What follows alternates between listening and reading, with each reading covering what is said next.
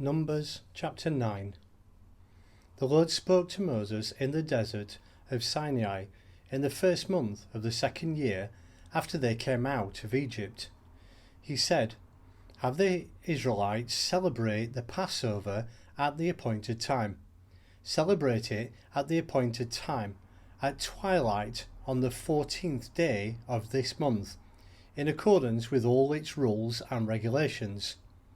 So Moses told the Israelites to celebrate the Passover, and they did so in the desert of Sinai at twilight on the 14th day of the first month. The Israelites did everything just as the Lord commanded Moses. But some of them could not celebrate the Passover on that day because they were ceremonially unclean on account of a dead body. So they came to Moses and Aaron that same day and said to Moses, "We have become unclean because of a dead body. But why should we be kept from presenting the Lord's offerings with the other Israelites at the appointed time?" Moses answered them, "Wait until I find out what the Lord commands concerning you." Then the Lord said to Moses, "Tell the Israelites, when any of you or your descendants are unclean because of a dead body, or are away on a journey, they may still celebrate the Lord's Passover.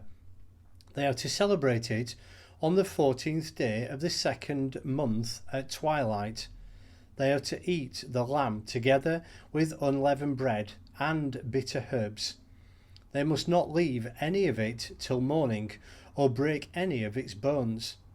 When they celebrate the Passover, they must follow all the regulations.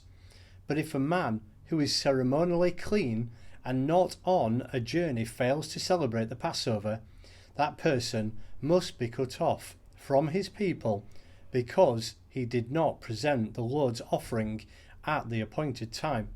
That man will bear the consequences of his sin. An alien living among you who wants to celebrate the Lord's Passover must do so in accordance with its rules and regulations. You must have the same regulations for the alien and the native born.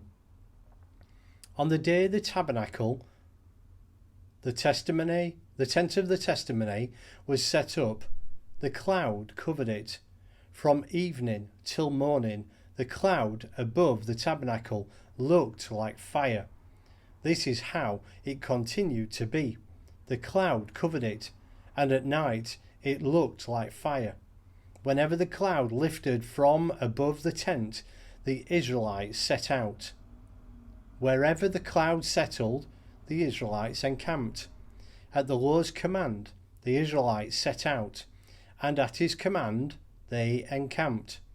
As long as the cloud stayed over the tabernacle, they remained in camp. When the cloud remained over the tabernacle a long time, the Israelites obeyed the Lord's order and did not set out. Sometimes the cloud was over the tabernacle only a few days. At the Lord's command, they would encamp, and then at his command they would set out. Sometimes the cloud stayed only for evening till morning, and when it lifted in the morning, they set out, whether by day or by night. Whenever the cloud lifted, they set out. Whether clouds stayed over the tabernacle for 2 days or a month or a year, the Israelites would remain in camp and not set out. But when it lifted, they would set out. At the Lord's command, they encamped, and at the Lord's command, they set out. They obeyed the Lord's order in accordance with his command through Moses.